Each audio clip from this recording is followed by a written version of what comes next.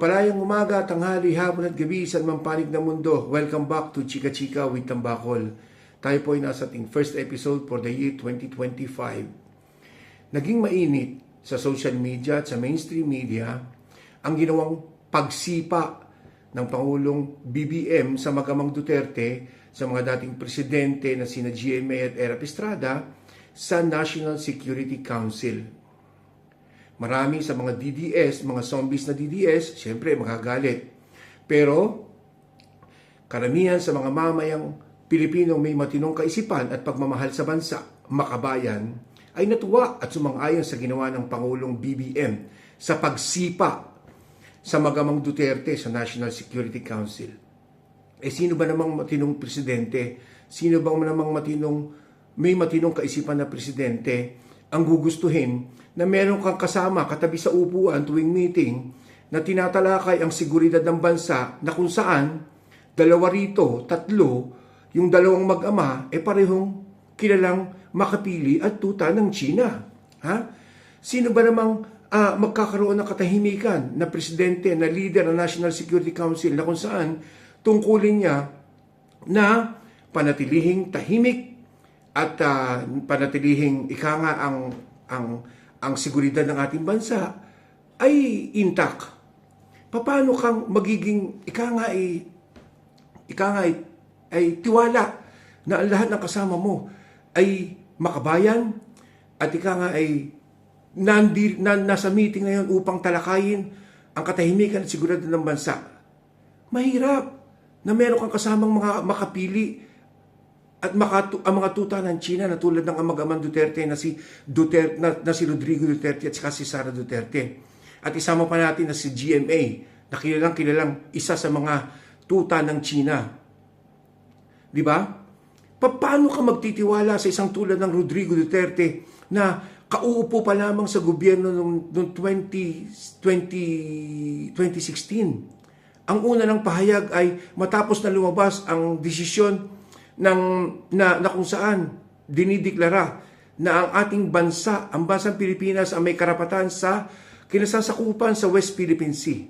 Anong sabi ni Duterte? Ito ay isang simpleng papel lamang na itatapon sa basura. Sino rin na nagsabi na gawin ng probinsya ng China ang Pilipinas? Hindi ba ang tatay digong ng mga zombies na DDS? At hindi rin lihim at lingid sa lahat kung papaanong halos himudin ni Rodrigo Duterte ang tumbong ni Xi Jinping sa nakaraang 6 na taon ng kanyang termino. Lahat ginawa niya. Ginawa niya lahat para proteksyonan ang interes ng inchik ng China laban sa interes ng ating teritoryo at ng ating bansa. Tapos yung anak na vice presidente ngayon, from 2016 to 2022, from 2022 up to now, nakarinig ka ba ng pahayag mula sa Vice Presidente na sa Sara Duterte ng pagkundina sa mga ginagawa at ginawang pambubuli at pangahayop ng China sa ating mga mandaragat, sa ating mga Coast Guard, panlalamang sa ating teritoryong dagat? Walay mga kababayan kong Pilipino. Walay mga kachika ng Tambakol. At ito pa ang pinakamalala. Maraming bagay na hindi ginawa si Sara Duterte pero hindi niya nalilimutan from 2016 up to present.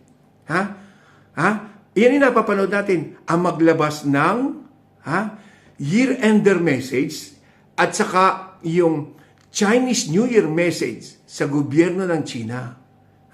Ginagamit pa niyang salita yung Chinese language.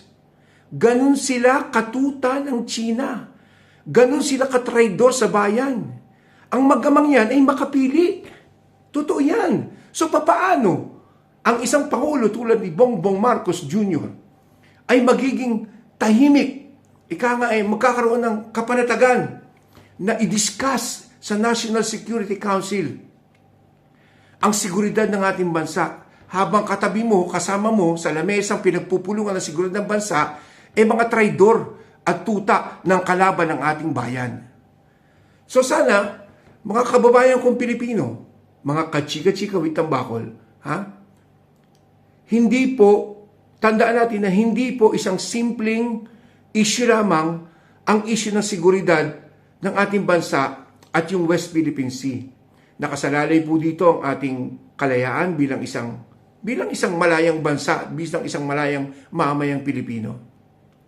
Hindi pwedeng manahimik lamang tayo, tanggapin lamang natin na lahat ng sinasabi ni Duterte noon at ngayon ay joke only. From 2016 to 2022, lahat ng sinabi ni Duterte ay naging pulisiya ng bansa. Bilang presidente, lahat ng sinabi niya na, gawin na natin probinsya. Maggawin ng probinsya ng China, Pilipinas. Hindi man naging pulisiya, pero tumanim sa isip ng maraming mamamayang Pilipino, lalo sa mga bopols na DDS, mga zombies na DDS, pwede naman pala, di ba? Nanahimik lamang sila. Pero tayo, na mga ordinaryong mamamayang Pilipino, na nagmamahal sa ating bansa, at pipiliin na manatiling malaya laban sa mga mananako, bully, at tarantadong China.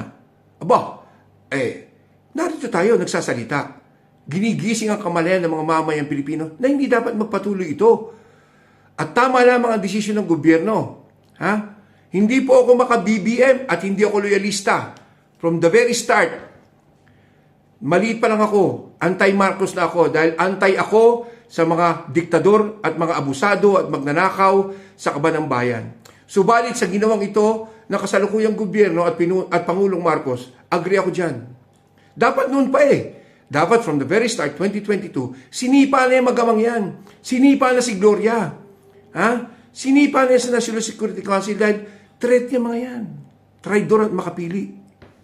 Tandaan po ninyo yan. Hindi pwedeng pagtiwalaan ang mag-amang yan.